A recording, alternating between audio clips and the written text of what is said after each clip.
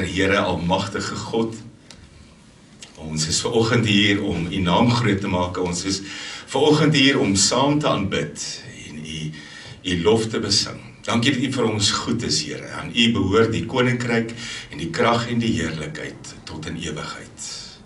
Amen. En verlede week raak, want dit is kosbaar. En ons gaan nie vandag stop by die plek waar jy dink ons gaan stop nie.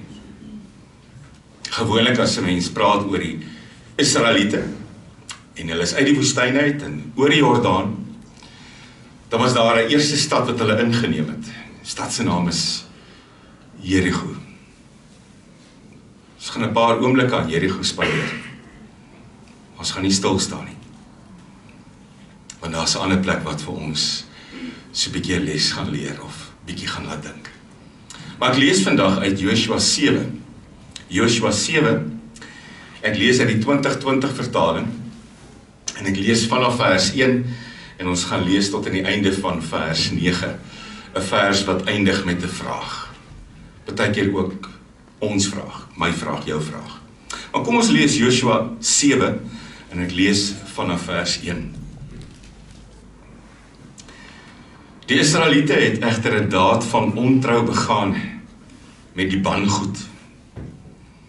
Achan, die seun van Karmi, seun van Sabdi, seun van Serach, van die stam van Juda, het van die bangoed gevat, en die toorn van die Here het teen die Israeliete ontbrand. Joshua het die manne uit Jerigo na Ai gestuur, wat by Bet Aven, oos van Bet-El lê. En hy het vir hulle gesê, trek op, verken die land. Die manne het opgetrek en Ai verken. Hulle het na Joshua teruggekom en gesê, nie al die manskappe moet optrek nie. Ongeveer 2 of 3000 man kan optrek. Hulle sal Ai verslaan. Moenie al die manskappe die moeite aandoen om hulle daarheen te stuur nie, want daar is maar min mense. Ongeveer 3000 van die manskappe het daarheen opgetrek, maar hulle het gevlug voor die manne van Ai. Die manne van Ai het ongeveer 36 van hulle neergevel. Hulle het hulle van voor die stadspoort af tot by Sebarim agtervolg en hulle teen die hang neergevel. Die harte van die manskappe het ineengekrimp en soos water geword. Joshua het sy klere geskeur en tot die aand toe met sy gesig teen die grond neergebuig voor die ark van die Here. Hy en die oudstes van Israel. Hulle het stof op hulle koppe gestrooi. Joshua het gesê, ag Here, my Heer, waarom het U hierdie volk ooit deur die Jordaan laat trek en ons in die hande van die Amoriete oor te gee om ons te vernietig? Was ons maar liewer bereid om oorkant die Jordaan te bly? Asseblief my Heer, wat moet ek sê nadat Israel voor sy vyande gevlug het? Die Kanaaniete en al die inwoners van die land sal dit hoor. Ons omsingel en ons naam van die aarde af uitroei. Wat sal U dan doen vir U groot naam? Ek lees vanoggend net tot hier, geliefdes. Ek wil saam met julle bid, ook vir ons kinders, vir die nuwe kwartaal wat voorlê, vir die volgende, kan nou maar sê 10 weke, waar hulle moet leer en weer moet deel wees van die hele stelsel. En dan wil ek net na dit ook vir ons as families en gesinne bid. Ons gaan dit doen met 'n lied, maar voor dit gaan ons eers ons oë sluit. En daarna, sonder enige ander verdere aankondiging, gaan ons so bly sit en ons gaan hierdie lied sing, lied 268, maar kom ons sluit eers ons oë. Here, as die mense hierdie gedeelte lees uit Joshua 7, klink dit soos 'n stukkie geskiedenis. Klink soos iets waarvan 'n mens moet kennis neem. Dit klink soos een van daai hoofstukke wat 'n mens so deur die slaap vinnig lees, Here, sonder om eintlik te weet wat jy lees. Dit sou maklik wees om verby Joshua 7 te lees. So maklik wees om hierdie paar verse te lees en die Bybel toe te maak en nie verder hieroor te dink nie. Maar 'n groot deel van my lewe is ook in hierdie paar verse opgesluit. U woord is nooit 'n geskiedenisboek nie. U woorde is nooit net iets waarvan ek moet kennis neem nie, Here. Ek moet dit altyd toepas. Die skoen kom ook in my groot, Here.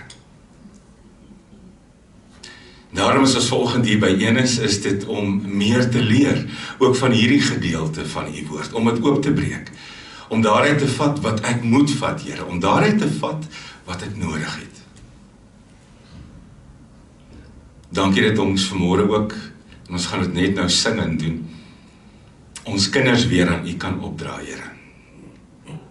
Dankie dat ons kan vra, en mag vra, dat u met hulle sal wees. Dankie vir die voorreg en die geleentheid om van jongs af 'n fondasie te gooi, Here, waartoe hulle altyd kan terugkom. Dankie, Here, dat u met ons mense was, waar baie van ons mense gereis het in hierdie tyd. Dankie dat u hulle veilig gebring het. Dankie dat u voorsien op u manier, Here, elke dag ons daaglikse brood. Dankie dat u ons ook oor mekaar se paaie stuur. Ja, Here, 'n mens word familie, gebind deur u bloed, vasgemaak deur u bloed. Here, u weet wat in my hart leef. U weet waarna ek op soek is. U weet wat ek wil hê graag moet gebeur. En as ek vra en as ek bid, laat u wil geskied, dan bid ek ook, Here, om te weet en om bewus te wees dat u 'n barmhartige Vader is.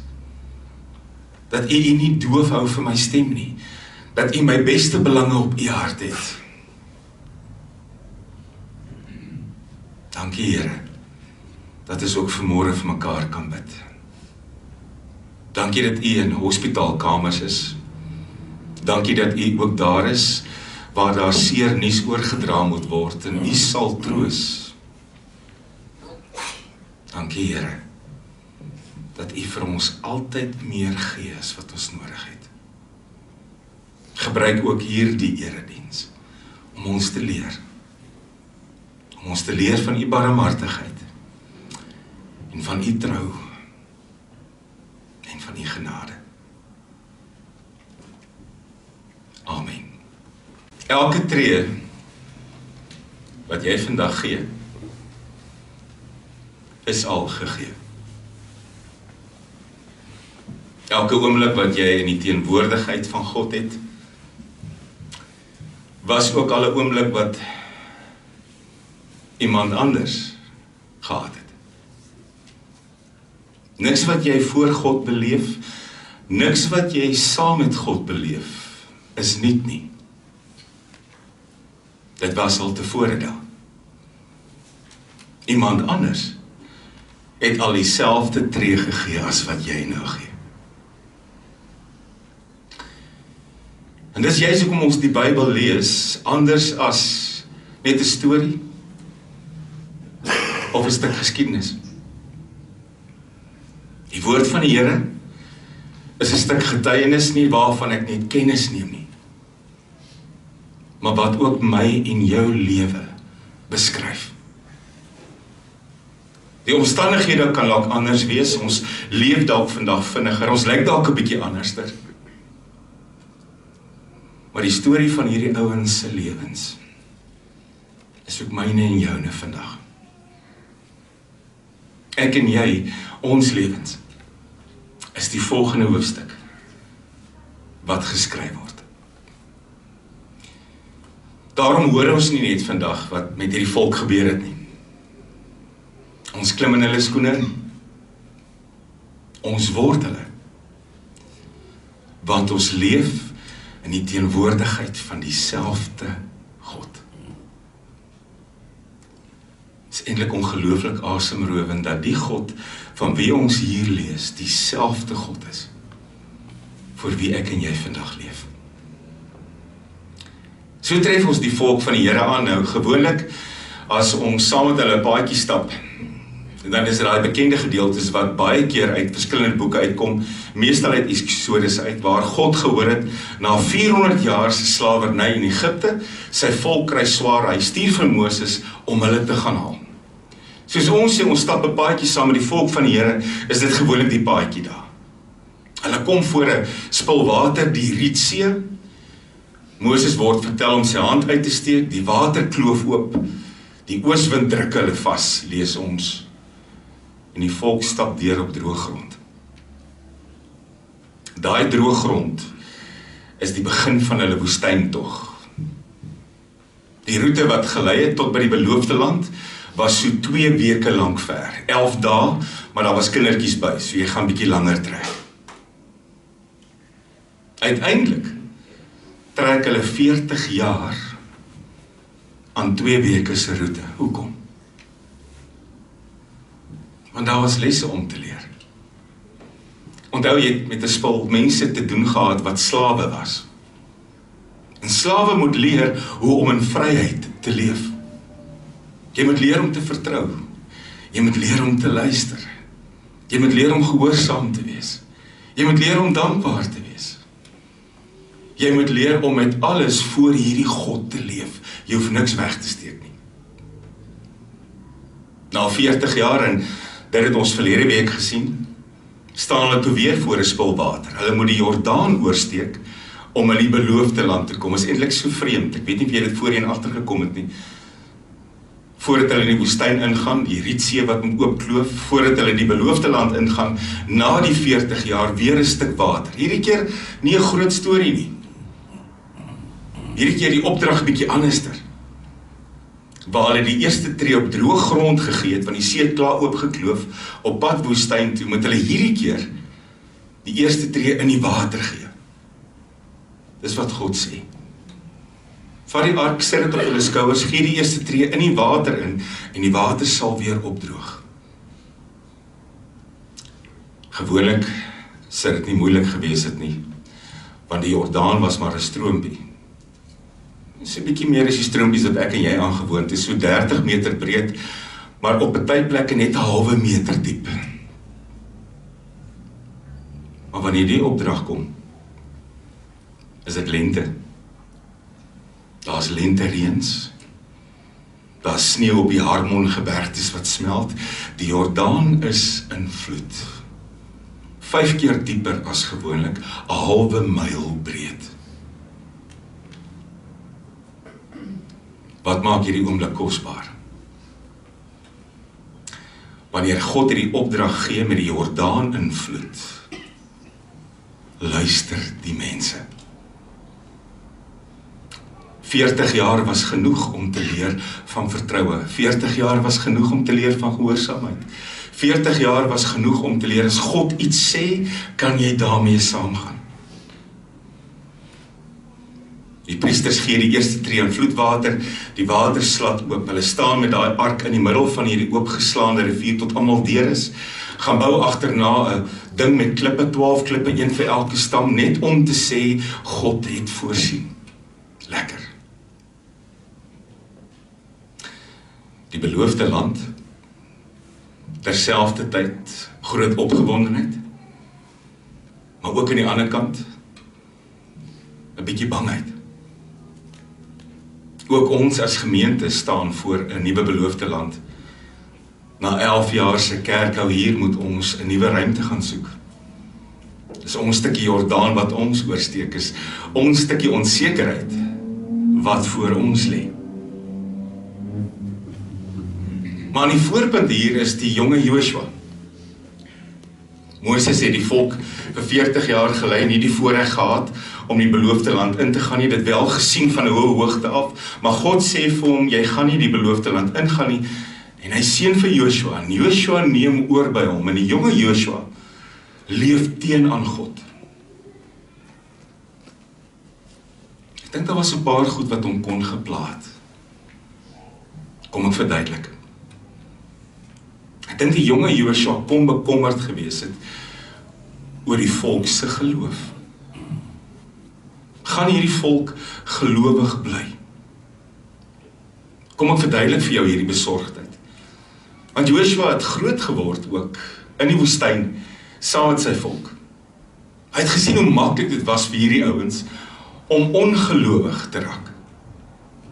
Hy het gesien hoe maklik dit was om tou op te gooi. Hulle het voor die teenwoordigheid van die Here geleef.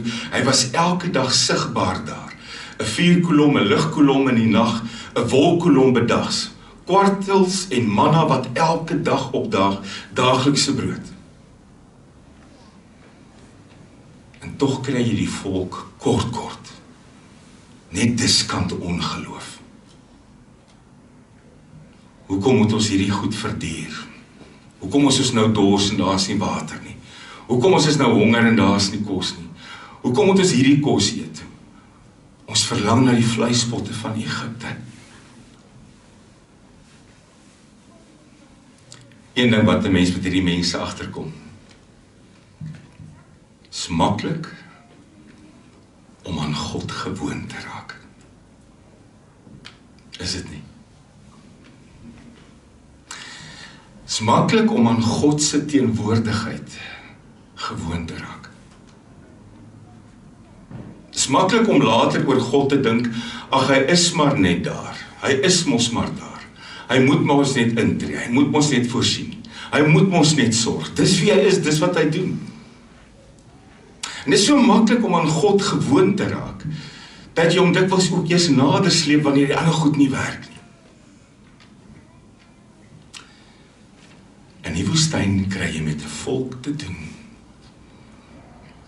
wat aan God se teenwoordigheid gewoond geraak het. En die oomblik as jy aan God se teenwoordigheid gewoond raak, flits daai rooi ligte. Hoekom? Want dan is jy nie meer dankbaar nie. Jy verootmoedig jouself ook nie meer voor hom nie. Jy ag hom ook nie dikwels meer as heilig nie, want hy is mos maar net daar. Jy behandel hom soms soos 'n werknemer, wat moet uitvoer wat jy besluit, en laat gebeur wat jy kies. Dis maklik om aan God gewoon te raak. Dit sien 'n mens met hierdie groep mense in die woestyn. 'n Tweede ding wat die jonge Joshua kon ontstel, is nie dat sy volk dalk maklik ongelowig raak nie, maar gaan hulle getrou bly aan God. En hy het rede gehad om dit te dink. Want in die woestyn het hulle so nou na 'n ander volk raak geloop, en dan was daar 'n bietjie van 'n skermutseling, maar die woestyn was 'n beskutte gebied. Nie baie mense daar rondgedwaal nie. En nou beweeg hulle in 'n land in vol ander volke, met ander gode en ander gebruike en ander rituele.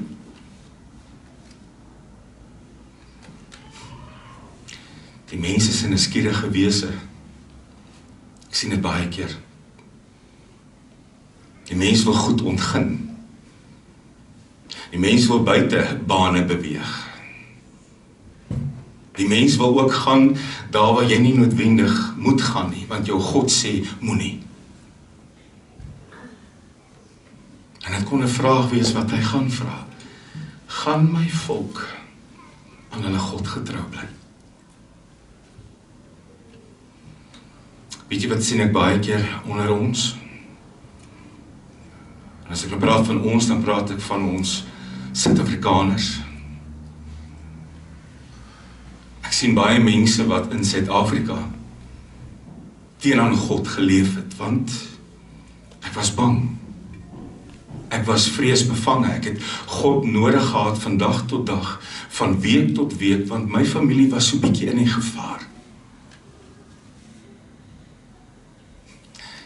En dan kom hulle hier. En die gevaar is nie so groot nie. En die vyande nie so baie nie. En die stryd om oorlewing ook nie so erg nie. Daar's ander uitdagings ook. Joshua het rede gehad om bekommerd te wees of sy volk getrou gaan bly. 'n derde ding waarmee hy geworstel het, en dan kyk hy na homself, ek is jonk, ek is onervare, gaan ek hierdie groep gelei kry? Gaan ek saam met hulle die struikelblokke kan oorkom? Hoekom vra hy hierdie vraag?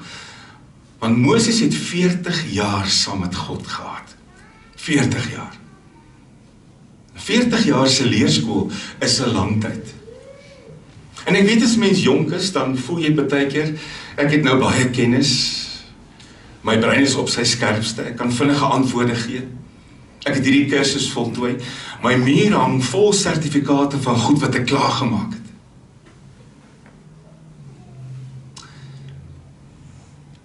By die leerskool van die lewe gradueer jy nooit nie. Daar's nooit 'n sertifikaat wat sê afgehandel nie.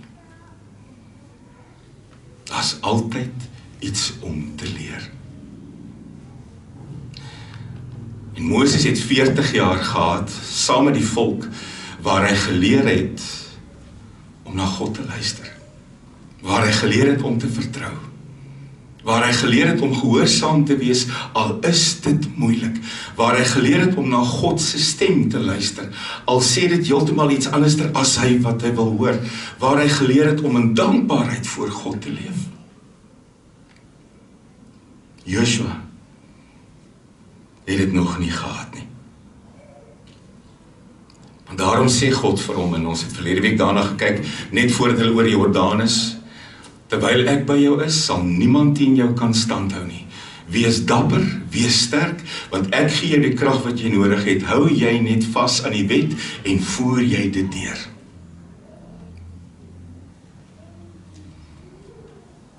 Die groot gevaar wat hier gelê het, was nie 'n nuwe land, ander volke, of die afwesigheid van God nie. Die groot gevaar wat hier gelê het was, gaan hierdie mense gelowig bly en gaan hulle getrou bly. Want 40 jaar gelede was hulle ook op die walle van hierdie rivier en toe moes hulle omdraai, want hulle was te bang om deur te gaan en die reuse daar aan die ander kant was vir hulle te groot en toe het God gesê, jy het nog 40 jaar oor wat jy moet leer om my regtig te vertrou. En nou is hulle deur die droë Jordaan. Hulle bou hulle klipstapel op die klippe, God het voorsien, God het gesorg, en dan lê die eerste uitdaging voor, en ken ons nie hierdie stukkie uit die Bybel uit nie. Net nadat hulle vir ou laas die manna ontvang het, want hulle het die laaste manna ontvang, toe hulle al deur die Jordaan is. Staan geskryf in Joshua 5, hulle het nagmaal gehou, op die Jerigo vlaktes, en net daarna, het hulle van die eerste opbrengs van Kanaan geëet, gebraaide koring en ongesuurde brood. Nie heeltemal opgewonde oor die maaltyd nie, maar hier gaan ons net. Maar toe die manna opgehou. Maar nou lê die eerste uitdaging voor. En lees jy Joshua 6, val Jerigo vinnig. Ek wens ek kon met jou praat vanmôre oor Jerigo. Maar ek wil 'n stukkie daarvan hou vir volgende week, vir die kategese lesse, vir ons kinders, van daai mure, om daarvan te leer, dis wonderlik. By Jerigo gebeur wat met die Jordaan gebeur het. God praat, en die jonge Joshua luister. God gee bevele presies wat moet gebeur, en die jonge Joshua gee daai bevele net so deur. Die jonge Joshua doen niks en sê niks sonder God nie. Joshua 6 klink soos Joshua 5, klink soos Joshua 4, daai eerste paar boeke. God praat, Joshua doen. Wat is die opdrag by Jerigo? Bring weer die ark van die verbond, priesters loop weer met hom. Voor hulle 7 ouens met ramshorings wat blaas, 7 priesters, voor hulle 'n oormag soldate en agter hulle. Loop een keer om die stad vir 6 dae, en die 7de dag loop jy 7 keer om, blaas die ramshorings, en met die 7de keer word daar 'n kreet geskree en die mure sal platval. Want Jerigo se mure was 'n uitdaging. 14 meter hoog. Gewoonlik as 'n stad so gelyk het, was hy bestand teen vyande. Die vyande het gewoonlik die aftog geblaas. Die ouens binne in die mure kon die pyle afskiet en die skade doen. En dis ook wat Jerigo besluit het. Ons maak die hekke toe, geen verkeer nie, niemand gaan uit nie, niemand kom in nie. En dan die 7de dag kom die kreet. En die mure tuimel ineen. En Joshua en sy manne kan op dit klouter en die stad inneem. Hoekom? Want die stryd was nie tussen vlees en bloed nie. Die stryd was God se. En hierdie oomblik is so groot, dit is 'n geloofsoomblik. Hierdie volk het duidelik nie hulle geloof vergeet nie. Hierdie volk het nie hulle vertroue verloor nie. Hierdie is 'n geloofsoomblik en al die geloofsoomblikke van die Ou Testament, as jy hulle wil sien in 'n ry, gaan lees Hebreërs 11. Al die groot goed wat gebeur het, word daar opgesit. Hebreërs 11 wat met die vers begin, om te glo, is om seker te wees van die dinge waarop ons hoop, en oortuig te wees van die dinge wat ons nog nie sien nie. En dan, Hebreërs 11 vers 30, wat staan daar? Omdat hulle geglo het, het die mure van Jerigo ineengetuimel, nadat hulle 7 dae om dit gestap het. Wonderlike oomblik. 'n Paar opdragte by Jerigo. Red vir Rahab en haar gesin, want sy het ons gehelp, toe ons dit nodig gehad het. Al die goud en die silwer en die brons en die yster moet na God se skatkamers kom, en daar gaan iewers nog 'n tempel gebou word. En julle mag niks verder vat nie, want dis bangoed, verbrand dit. Bring die goud en die silwer en die brons en die yster, bring dit, want dis God se, niks verder vat jy nie, want dis bangoed. Jerigo is verby. Die hele Kanaan se oorryk. Israel het gearriveer. Israel is hier. En dan eindig Joshua 6 met 'n vreemde vers. Die Here was by Joshua, en Joshua se roem het groot geword deur die hele land. Dis vir my 'n onheilspellende vers. Daar staan nie, die Here was by Joshua en almal het kennis geneem van Joshua se God nie. Daar staan, Joshua se roem het deur die hele land toegeneem. Na Jerigo kan een van 2 goed gebeur het. Of jy besef dis God wat ingegryp het, weer eens, soos met die Jordaan, soos met die woestyn, en om in dankbaarheid vir ootmoedigheid alle eer aan hom gebring het, of jy kon dink, hy het wel die mure laat val. Maar dis my vermoë, my vernuf, my oorlogstegnieke. Wat die een dink jy het Joshua gekies? Kom ons kom by die gedeelte wat ons gelees het. Soos die Jordaan wat oopgekloof het, is Jerigo 'n hoogtepunt, maar dan kom jy by Ai. En ek wil amper sê Ai. Dan kom jy by Ai. Ai is nie so groot storie soos Jerigo nie. Dis 'n plekkie met baie minder mense, so 15-20 kilometer noordwes van Jerigo, so in die gebergtes in. En dan lees mense 'n vreemde ding.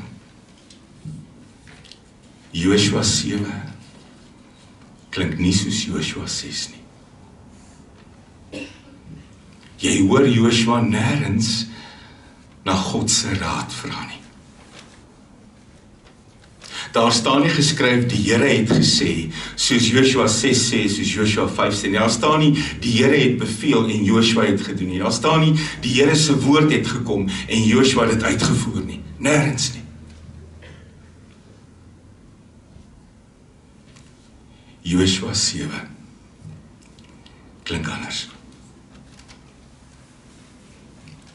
In Joshua 7 leer jy 'n jong leier ken wat dinge op sy eie doen. Hy stuur verkenners uit na Ai toe. God word nie geraadpleeg nie. Hierdie ouetjies kom terug en sê, ag nee wat, Ai is niks nie. Ai is 'n kalfie. Jerigo was die groote. Stuur die tweede span.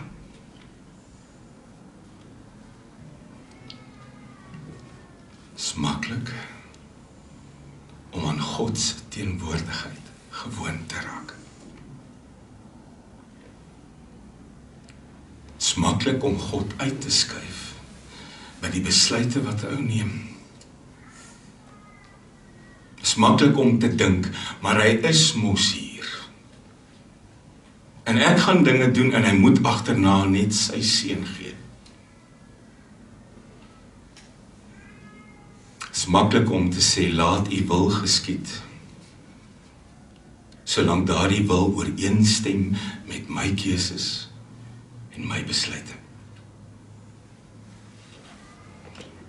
Wat gebeur by Ai? Joshua nader 'n paar verkenners, hy stuur hulle uit, die ouetjie sê, ons stuur net 2000 of 3000 soldate, Ai is niks nie. Hoeveel soldate was daar gewees? Ons lees van 40.000 wat deur die Jordaan getrek het. Maar as jy Numeri 26 gaan lees, was al die soldate getel net voordat hulle die woestyn uit is, en daar staan 'n mooi getal, 601.730.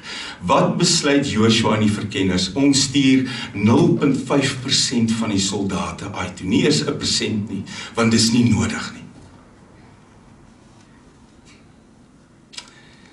Jy het gehoor wat gebeur het. Maak nie saak hoe jy dit noem nie, bloedneus, pakry, die spul vlug vir hulle lewe, die spul van Ai verdryf hulle, maak 'n paar van hulle dood, en uiteindelik, toe eers, land Joshua met sy gesig teen die grond, voor die Here. Storie van ons lewens, is dit nie? Toe eers. 9 verse in hierdie hoofstuk in, hoor jy die eerste keer van God. Toe eers land hy, saam met die oudstes, klere geskeur, as op die kop. Maar hoor vir Joshua, nie Here, ek is jammer nie. Maar Here, hoekom het u ons hiernatoe gestuur? Hoor jy Joshua, toe uiteindelik by God uitkom, klink soos die Israeliete in die woestyn, toe hulle gekerry met oor Egipte. Nou kom hy, en hy lê met sy kop voor die Here, en hy sê, hoekom het u ons nie in die woestyn gelos nie? Hoekom oor die Jordaan gebring? En dan die tweede ding, wat gaan die mense sê?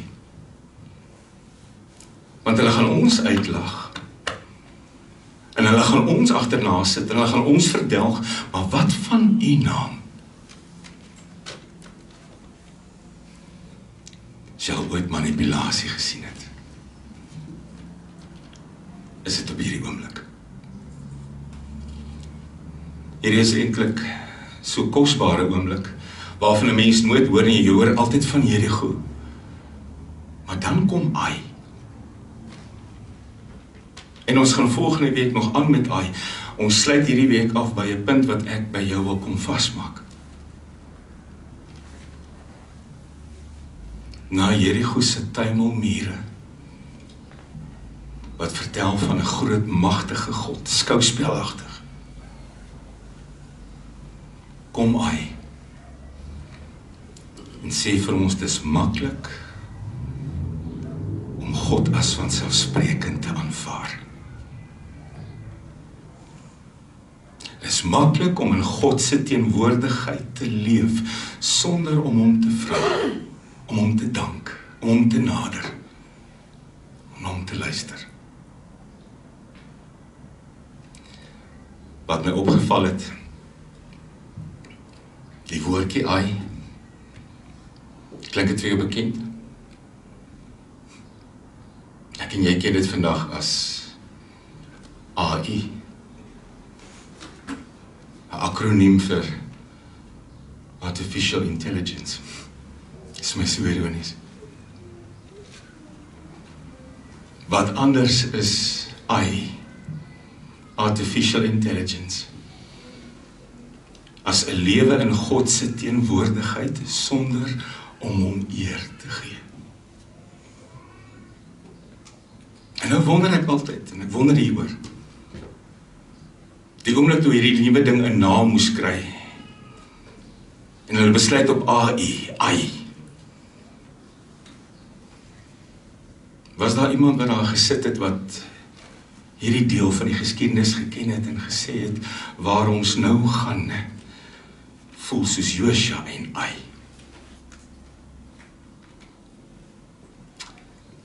Is maklik om aan God gewoon te raak. Is maklik om te vergeet, ons leef voor 'n heilige God. Is maklik om te vergeet, om te loof en te dank en te eer. Amen.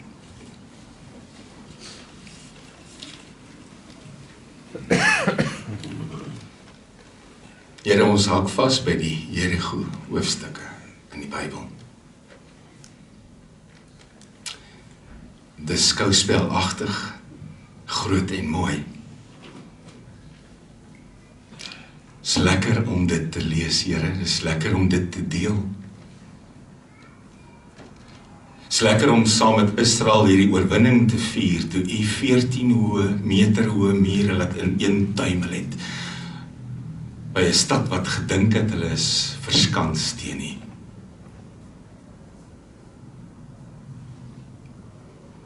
Maar daar is ook ai oomblikke in ons lewens, Here, waar ons in U teenwoordigheid leef en gewoond raak daaraan. Waar ons in U teenwoordigheid leef en nie meer dankbaar is nie, en nie meer heilig leef nie, en nie meer gehoorsaam is nie, en nie meer vra na U wil nie.